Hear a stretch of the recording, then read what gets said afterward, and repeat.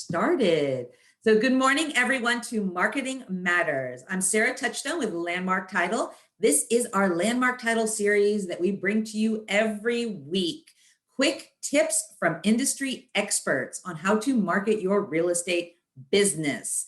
I am joined this week with 90s kid, Heather Darin. She's from Super Home Warranty. She's got an amazing presentation. She's given this one to her team over at Super. And she connected with us a couple of weeks ago through Zach. So thank you, Zach, for making that connection.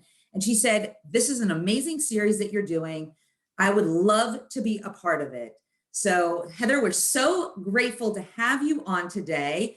And what is it we're gonna be talking about? What is your marketing strategy for us today? I should unmute before I start talking. I do this on every Zoom call. That's I saw a meme the other day that said like the most widely used phrase in 2020 is "you're on mute."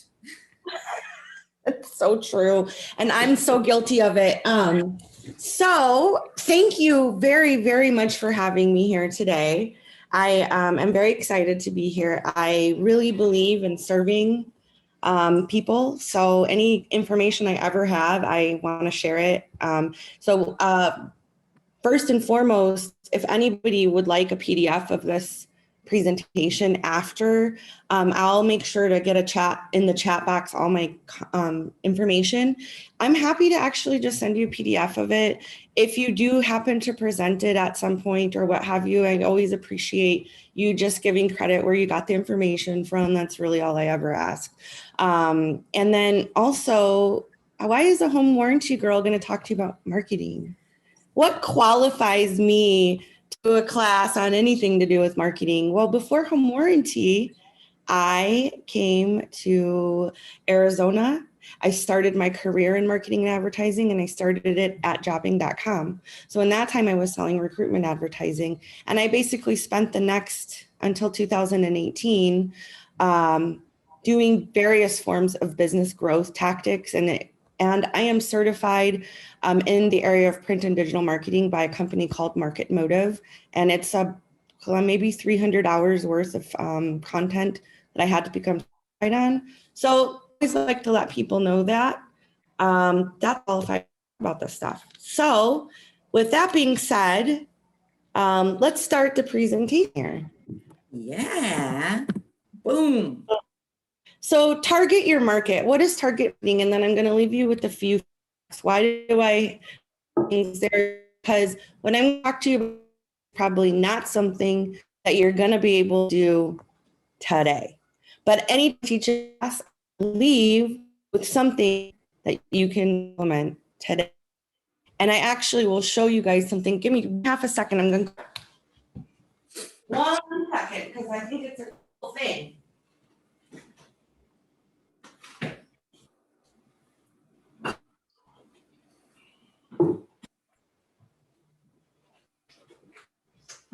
And it's a tidbit that anybody can use. And it's not very expensive. And I always share whenever I talk about marketing. Can you guys see what I'm holding up? The key. Does this look? Yeah, does it look familiar? Does there anything about this that looks familiar to you? It's actually a Starbucks gift card. And it's branded with Super. So what happens when you put your branding on something like this? It becomes a piece of marketing and it becomes a business, right? If you know more about how you can get things like this or do things like this, you can call me about that too. All right, next slide. This is just a quick slide. I put this always in this presentation. Can you guys see there's so many different sorts of ways that you can digitally market? When we hear digital marketing, most people, they're going to think Facebook and maybe some internet ads. But as you can see here, and this is just a graphic. I mean, this is just a small piece of the pie. So I'm going to take the next slide, which is going to be, these are the 10 main disciplines that I would say comprise the pie or the most of the pie when it comes to digital marketing. A lot of this stuff is stuff that you have heard of, may or may not know exactly what it is. But you should know that there's a lot of different ways to get in front of people. And each one of these 10 disciplines offer different forms of targeted marketing. You all probably see frequently affiliate marketing. Does it ever come into your Facebook feed where it says sponsored and then it's a human being, usually very pretty or attractive, and they're talking about a product they love? That's actually called affiliate marketing. And that is something that as you start to become an influencer, you could participate in.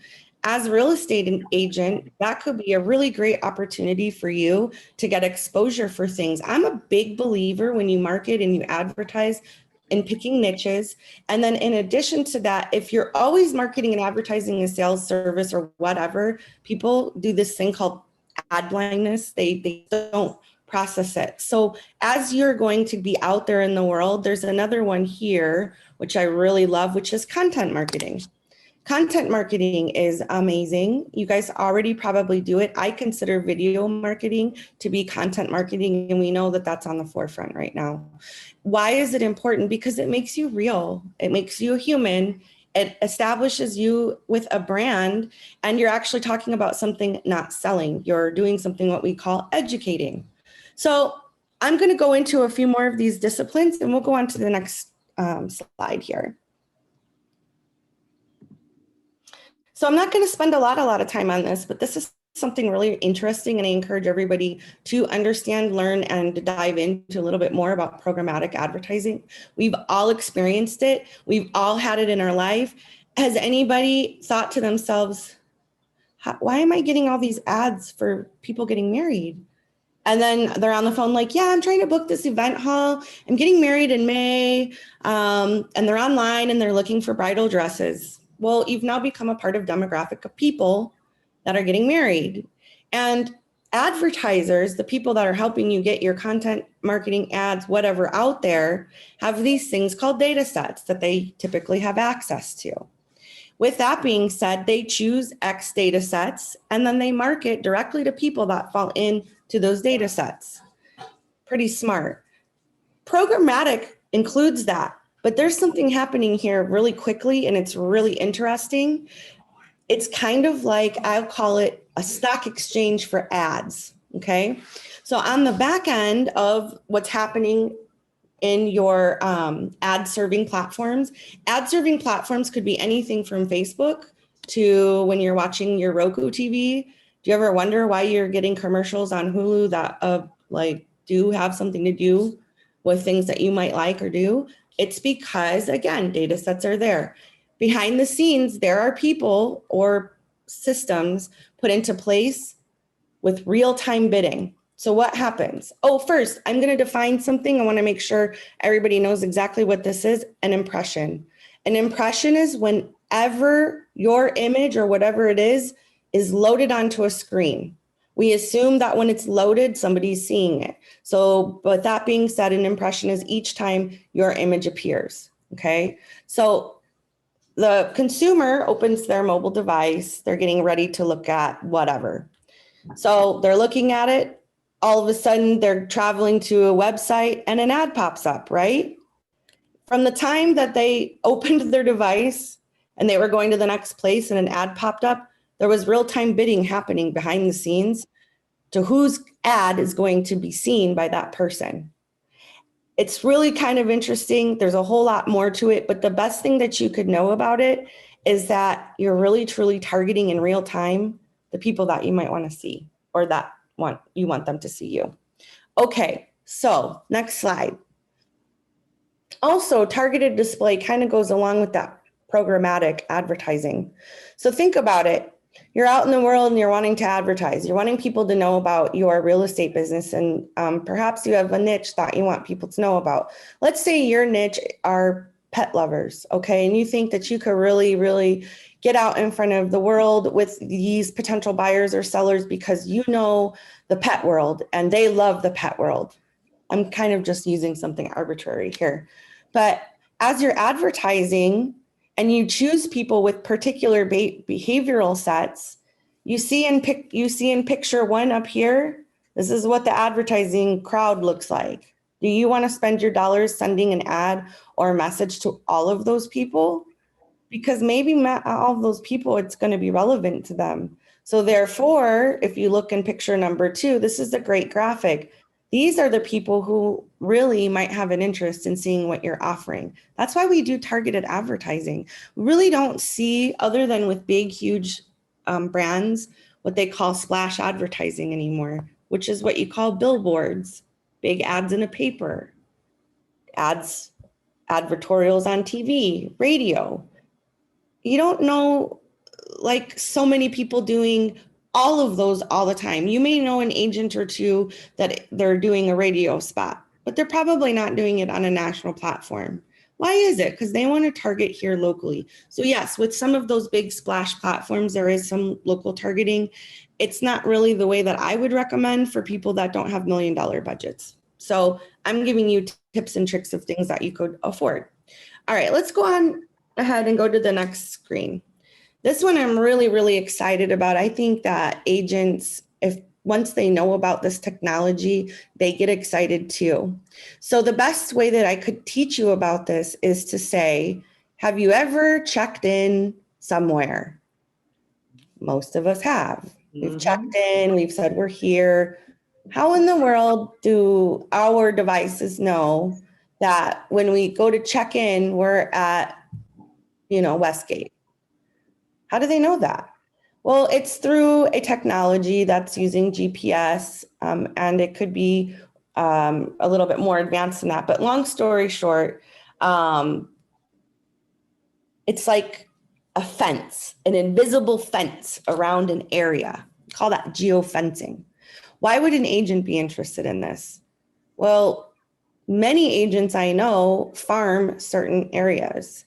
That would be one person that could find a lot of interest or use in this. They've decided they want to take X neighborhood by storm. They're knocking on the doors, they're sending them mail, whatever things. Wouldn't it be nice to also have a fence around that small area where every time a car went through that fence or a person walked through that invisible fence, they were given some pertinent information about you and your business, or perhaps a fact about their home with your branding attached to it? I think it's really important when the days of open houses come back where, something doesn't sell within 1 minute of being on the market. You could also perhaps set up a geofence around your open house, or maybe you just do it around 3 or 4 houses in that area, like surrounding the house. But the cool thing is that there is also something called retargeting.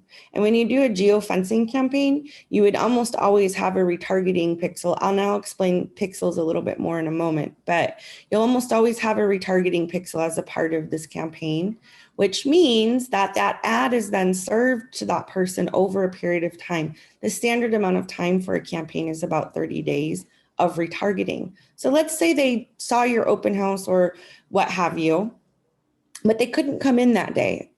And so they didn't take action. You didn't get their information. All of it is about driving somebody to a landing page and getting them to give you their information. So you now have a lead, okay? Because we can all create our own leads. I don't know if you guys know that. We can hire lead generation companies and they can help us. And then we can also create our own leads. And this is one way. And this is a really cool way. Okay, I'll go to the next screen. I talked a little bit about retargeting. Retargeting can be used across multiple platforms where digital advertising happens. Again, it's a pixel. So I'm going to talk about the pixel in just a second, but it's a word that people hear and think, what in the heck, what the pixel? I don't know what that is. I'll tell you in just a minute about it. But the point is, when you retarget somebody, you're always trying to get them either back to your website. You want them to become a conversion, right, Sarah? Yep. Always. We don't do advertising just to look pretty and get a thing out. We want something to happen with it. So I like looking pretty too. Yeah, I do too. I do. And some people are better at it than others, even better, way better than me. But my point is that we want people to do something. We want them to take action. So with the retargeting, you're basically continuing to push that person back to where you want them to go until they take action. Okay. So just remember, retargeting is so important, and it can be done with your Facebook ads. It can be done even in email campaigns. It could be done in multiple places because it's tied to a pixel. So I'm going to tell you more about that in a minute. All right, next screen here. This is just a quick graphic. Again, I told you social media advertising is usually what people think about when they talk about digital advertising. But as you can see, there's also a ton of places to do social media advertising. It isn't just on Facebook. So I've mentioned to people in the past, like, if you're some kind of an enthusiast, right? Maybe you form a group, like, let's say you really like to go glamping. I don't know, just picking an arbitrary fun thing to do. There's a lot of people who like to go glamping. They like to have their toy haulers. They want to go wherever. Why couldn't you go on to like Facebook or even any one of the platforms which allow you to create groups and start building a following around that? And then, oh, by the way, I also do real estate. I mean, there's some things you can do around that. I'm going to have you go to the next slide. Digital marketing when it comes to email. I've heard a lot of interesting things from people surrounding their thoughts on email. Email is important, and you really should have an email campaign, and it should have intention behind it. As you can see here, there's a lot of different things that can happen when you're doing an email campaign. It could be about acquisition of new business. Acquisition of new business, a lot of times I would say if that is your goal, you may want to talk to a company that serves and does email campaigns because they have access. Remember those data sets I spoke about a little earlier? They have access to things that we do not as general consumers because they've captured data and they have them segmented by age, interest, all kinds of things. So you could really actually have somebody help you tap into a whole new group of people that you never did. So that's one form of email marketing. Somebody helps you with it. But don't you know, you can do your own email marketing. Hopefully, we're all using a database. If we're not using a database or a CRM, call me. I'm happy to talk to you about why it's important. And also, I can give you some suggestions. There's even some very inexpensive to free databases out there that you could take advantage of. But the point is that with them, you can automate things. And a lot of them have an email marketing component to them. But just remember, on this, you could even use a pixel inside of an email marketing campaign to retarget people to your website. So see how we're building on our digital marketing acumen, right? All of it can be worked together and it can all be cohesive. I'm gonna have you go to the next screen. So you guys already know Facebook. I'm not going to spend a ton of time on here, but just know that while a lot of people are moving to Instagram and other platforms, which I absolutely think is important, there's still going to be a lot of people using Facebook. Actually, there are 2.7 billion users doing 19 hours a month on the platform. And I've had this factoid for a while, and I always go back every like 4 months or 6 months and update it. And it's always larger, meaning more time and more people on the platform. So just remember that this is not something you should forget about. And if you don't know how to utilize your Facebook to build your business in a healthy way, you can call me about that too, because I could really give you some good pointers on your branding, what you're putting, how often to be posting. I've heard in many marketing matters type scenarios, like where we're talking about things like this, there's also tools we can implement. Like one I know of is Hootsuite, or you could use Planoli, or you could use, there's a plethora of platforms that actually allow you to schedule content out. But the most important thing you need to know about your advertising or your branding or whatever you're doing on Facebook, it needs to be brand consistent and consistent. So next slide. Okay, I told you I would tell you about a pixel, and I promised I would. I'm talking in this particular slide about a Facebook pixel, but just know a pixel is a pixel is a pixel. A pixel just refers to some JavaScript, a form of code.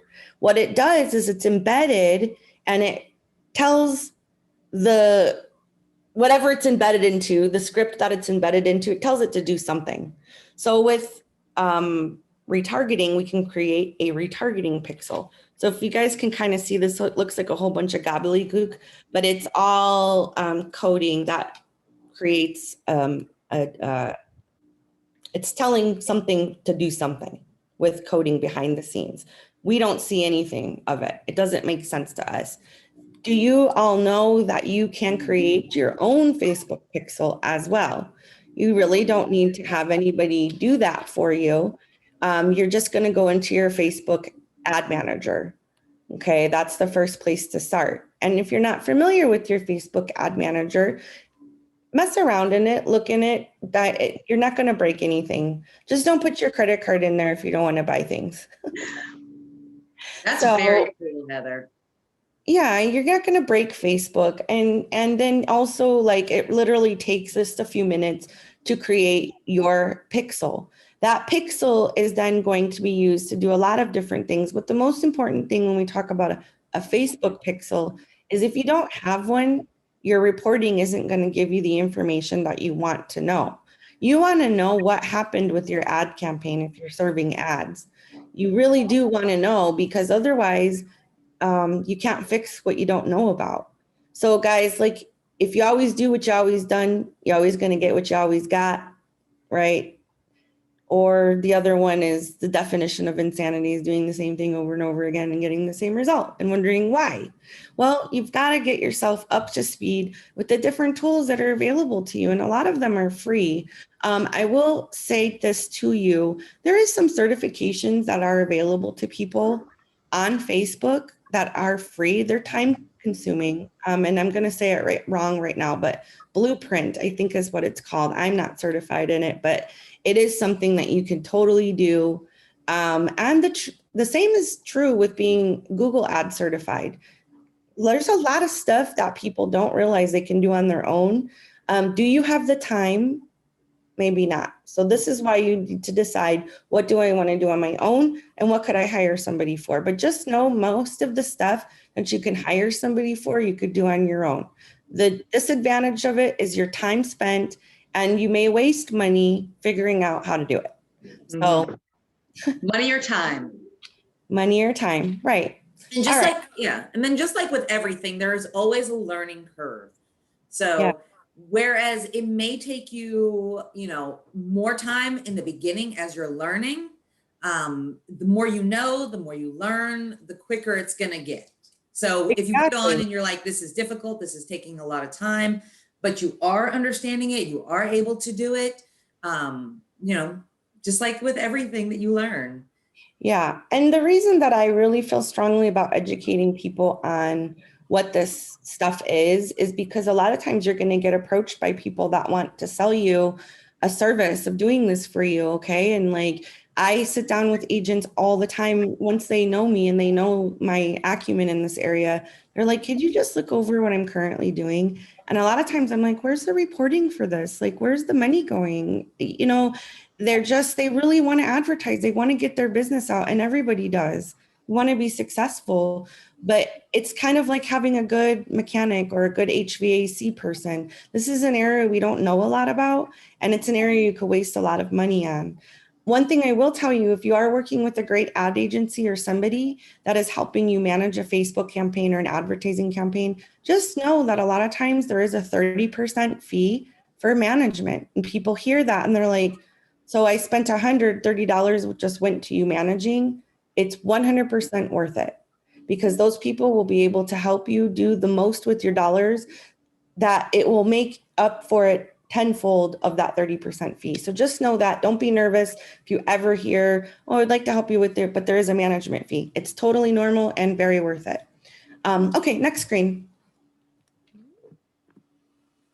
And then just knowing who your audience is, once you dive into your ads manager, you can go in and you can really hone in. Most of you are not going to want to advertise to like 22,000 people all at one time.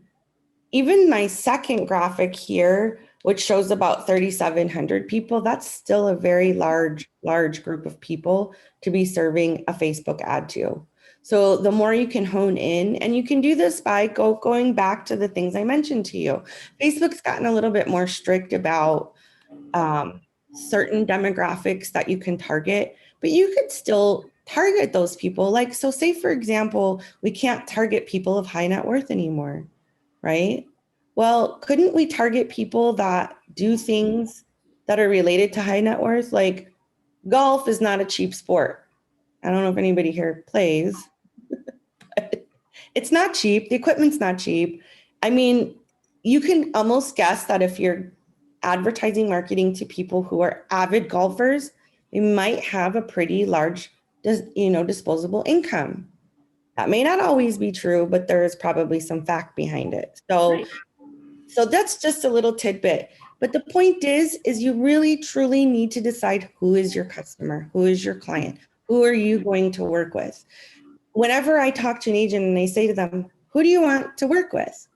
Most of the time they say, everybody. Of course. When I have my super home warranty hat on, I want every agent to use super. And I want it to be the right product for every homeowner. Absolutely. Now, are there some agents that I feel could benefit more from knowing me today or that I might have synergy with? Yes. So I focus on those folks, right? And as you should, you have to pick niches, you have to target. Otherwise, your efforts are, it's like, I have this much cream cheese and my bagel is this big. You're only going to get like a little tiny bit of that bagel with cream cheese. So just think of it that way. All right, next screen, please. Okay, so I promised that I would leave you with something you could use today. Basically, it's just a few hacks. I think it's really important to be genuine, authentic. I've heard that topic brought up many times here. So just know whatever I'm telling you here comes from a place of authenticity, and don't do these things if you don't believe them. First, comment, share, and react to at least 10 friends daily. This will keep you top of mind. If you have a business page, reply to the comments. Don't just reply. Respond to messages promptly. What does promptly mean? Some people promptly is within 24 hours. Some people promptly is by end of business day. If you're an agent, I say within 30 seconds, especially if it's a prospective buyer. That would be what I would consider prompt. Love post 3 to 4 times per day by others.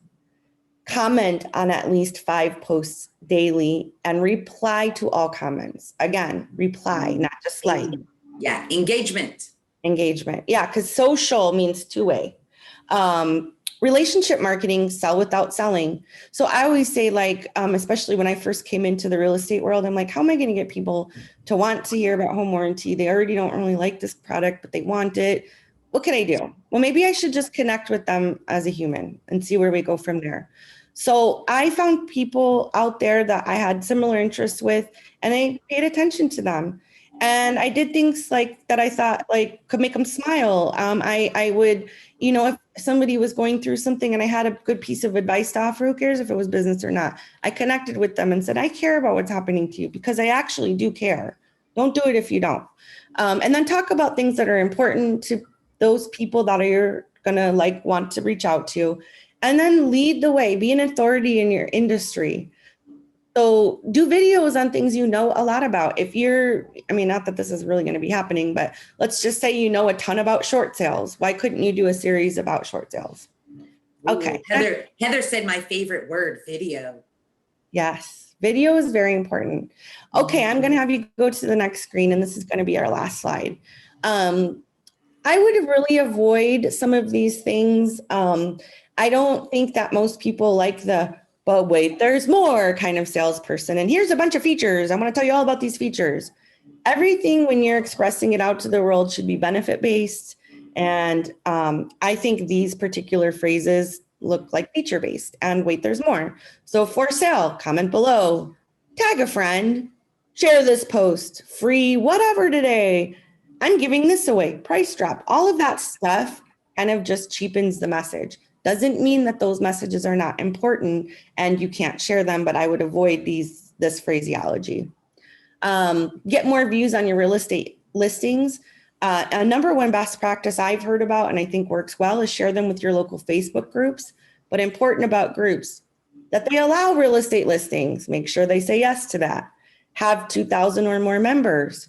You have to be a member of said group in order to share and interact. And by the way, you're going to see a theme here. Check your messages and your ad notifications. It doesn't matter if people respond. You do this all day long and you never respond, then it just becomes mute. So these are just a few hacks, guys. I hope this is something helpful. Yeah, I would open the floor. Next, that's our last screen, right? Yeah, I think so. Anybody have any questions for Heather? Well, if you have any, put them up in the chat. Heather, if you could put your contact information in the chat window as well.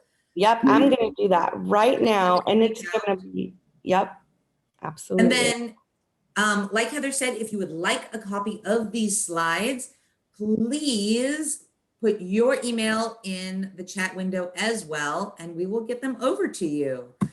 Couple of awesome classes coming up in February. February is a crazy, crazy busy month.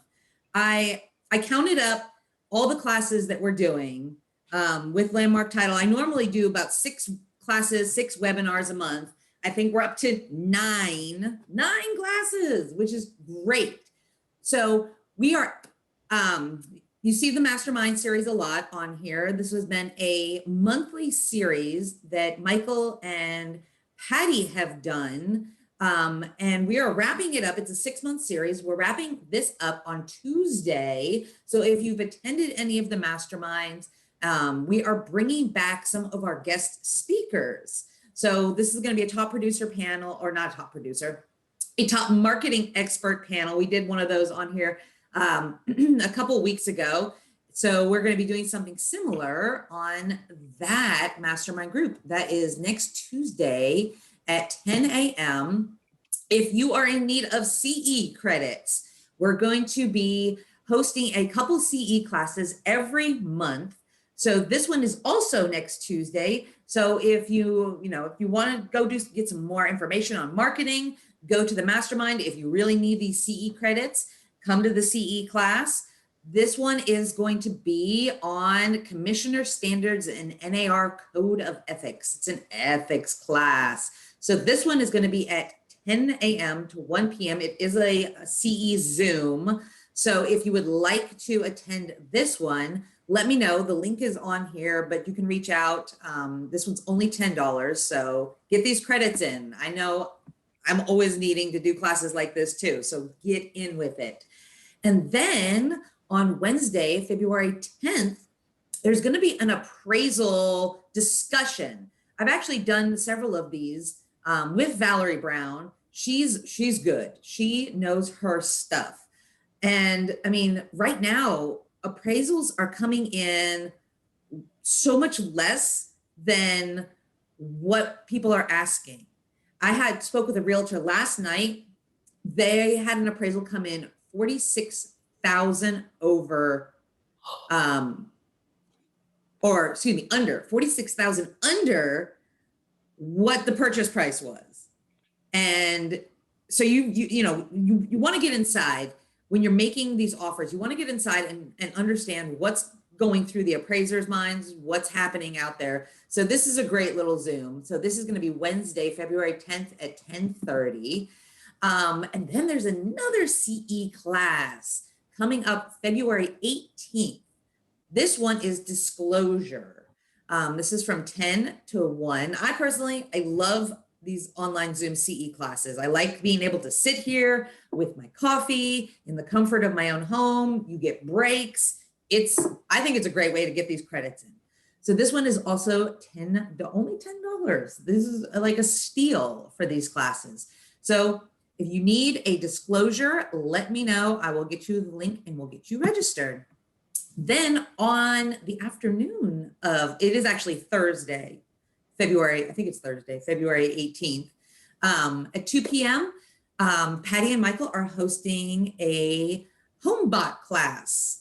So if you'd like more information about HomeBot, I know a lot of agents who use HomeBot. Hop on this class and get yourself some knowledge about HomeBot. And then our very own Mary, she's certified as a Buffini master. And she's going to be running a mastery class. I believe she said that this class is going to start on February 23rd. Mary, if you're on and you want to double check with me on that date, or just reach out. You can reach out to me. You can reach out to Mary. If this is something that you're interested in implementing into your business.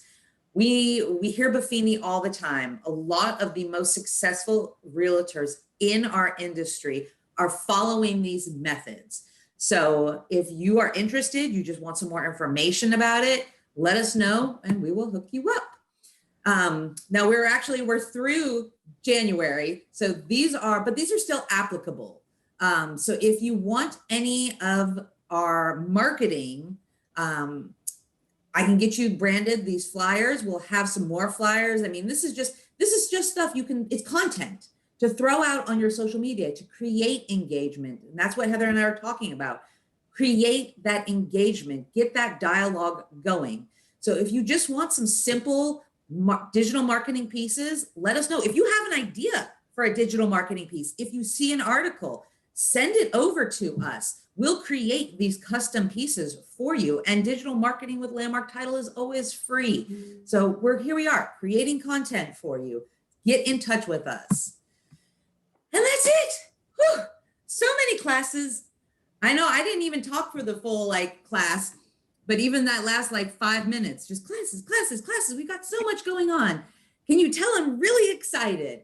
And our team at Landmark Title is really excited to work with you and continue bringing you this type of content, this type of marketing quality.